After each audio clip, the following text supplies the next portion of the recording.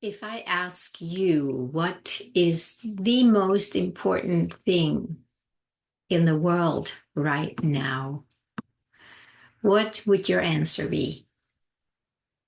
And I'm sure there's going to be as many different answers as there are people watching my channel here. But there might also be some commonality because you're probably listening to my channel for a reason because there's something that resonates with you here. If I ask myself that question, it is loud and clear. It is to bring the divine energies back into consciousness, to simply bring in to awareness what is has always been here and will always be here and is here everywhere now. So for me, the most important thing is to just keep tuning into that inside, outside, everywhere, and make ourselves available for that. And you probably already know that about me because that's what I always talk about.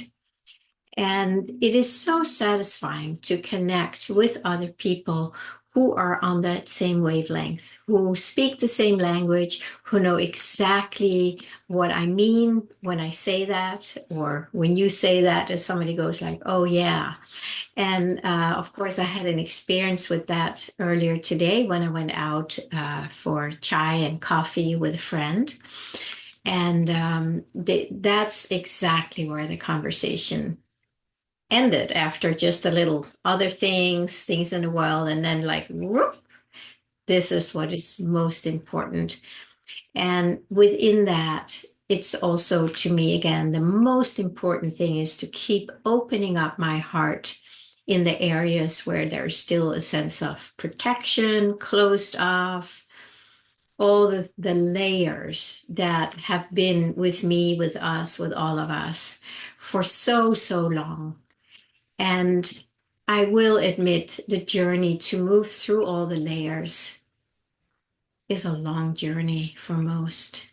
And it part of that journey, there are times where we just want to give up because why bother? Nothing is changing, or things are changing, and then other troubles show up, or you change and then you feel you're going backwards again. It's a very common story for a lot of people who are on the path, for a lot of light workers. And I'm with you. I experienced that myself, and it can be very frustrating. But I do believe that we come to a point on our journey where even though it may not look like a lot has happened because we're here now connecting with the field, with the divine, with heaven on earth. Once we get to that point, in my experience, I think we have moved through lots and lots of layers and have been able to let them go to a certain extent. And of course, every time we let go, we the energy that has been stuck in the 3D, in the matrix, when something lets go, there is more energy, and automatically the energy from the field goes there. It's just automatic. You may have heard the phrase, God abhors a vacuum. God abhors a vacuum. So every time there is a vacuum, because this is like, oops, open up, the divine energies move in naturally because they cannot not do it. They're everywhere. They're even in the clutch, but we don't experience it because we're so focused on the clutch, on either believing it and fighting with it or trying to open up to it. But the energy is in that grip. So as soon as just a little bit of it lets go, then the energy can go there. It's already there. That's what we really need to understand, that it's already here, that we can't bring it here. We can't bring it into, the space that opens up. It's automatic. It's like in the ocean, if you create some kind of a vacuum in there, and then when that vacuum goes away, the water just flows there automatically. And that's how it is with that energy. So it's so important that we stay connected with that energy and allow the energy to move the grip, to not to move, but to soften the grip. Because the more I tune in to the field, to the vine, it just feels like everything expands. It feels like there's more oneness. It's getting out of the mind, the matrix in the mind, or the mind in the matrix. It's the same thing, really. And see beyond it. See beyond the duality of right, wrong, trying to fix this, trying to get rid of that, pointing fingers here and there and everywhere. And this, when we get beyond that, then we can take a deep breath. Why don't we do that right now? Just take a deep breath and breathe into the field. And then when you take a breath, that energy of the field automatically just comes in, because now we have our attention on it. So now we can start experiencing it. When we don't have our attention on it, I don't know if it's even possible to experience it unless the energy just kind of pushes through, which happens to some people.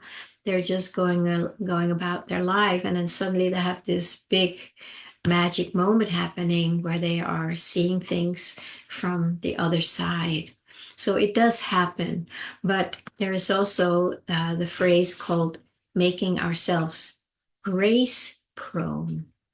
So we make ourselves prone to receive the grace. And the best way I know is to just tune into the place where grace exists, and it is outside of the mind. Outside of the mind is where everything good is, everything, all perfection. There's no lack there. It's impossible. It's like, how can there be lack in the ocean, right? Can there be lack of water in the ocean? It's just tuning into the ocean, tuning into the field.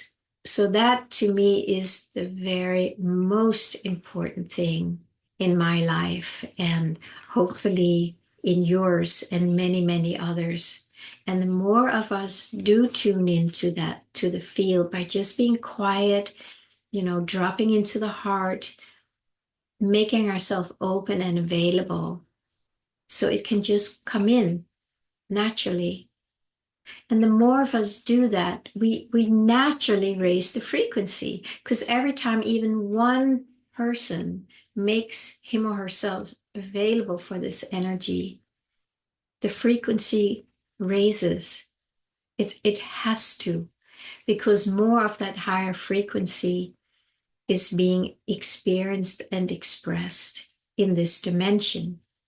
So in a way, it's super simple. The hardest thing, I think, is that we are so identified with the matrix, with the 3D reality, that we can't imagine that letting go of the grip, of the battle, of the trying to change it, that is safe, that then nothing will ever change, right? If I don't do this, if I let go, then nothing will ever change. And I used to believe that for sure, because that's what we've all been programmed to believe. But it is quite the opposite. It's quite the opposite. So as I walk around just being connected, I'm not connected 24/7, but I'm connected a lot, because this is what matters to me. So even if I'm just walking or talking or whatever I'm doing, there's always a part of me that is here, connected and in tune. And maybe that's also why many times when I say things, I can just feel it is not Pernilla saying it. It looks like it, but it's just here. And it's almost like it wants to be spoken. So I'm just a mouthpiece for it. It is that simple, and it's available to every single one of us. So why don't we at least consider, if it isn't already a priority in your life, to consider taking a few minutes during the day, maybe many times during the day, for just a minute here and there. Take a deep breath. Let yourself drop into your heart and let it just expand. And the more we do this, the more the things that we are holding on to, they will soften, they will start looking more unreal, because we're not giving it our emotional attachments or our emotional energies of, like this. The more we do this, this becomes very unreal, because it's only because we do this that makes it seem so real. So it's kind of backwards the way the mind thinks. And maybe that's why I want to share it here quite a bit lately. It seems there's usually a theme. And right now it is just, again, tuning into the field that Rumi talks about. What is it like? Beyond right thinking and wrong thinking, there is a field. I think it's a little more than that, but he says, I meet you there. So that's where we want to meet each other. That's where I met with my friend today. We meet in the field. And then all this is totally irrelevant. Then this becomes very alive, very inspiring, very peaceful, very attractive. And then we want more of it. So we have to remember that, because it's easy to get caught in the matrix, and then we forget about this. So the more often we do it, you can put a little timer up or something, put little sticky notes up. That's what I used to do in my early days. Just like, oh, that's right, let me pause here. But just take a breath, just drop into my heart. Leave the world behind for a moment. Just leave this three-dimensional world behind. It's going to continue doing its crazy thing when you come back to it, but maybe a little less, because you left it. You didn't feed it for a while. You just let yourself be fed by the field. So maybe we will end up with that today, and just letting ourselves be fed by the field beyond wrongdoing and right doing. Let ourselves be fed by it and see what happens.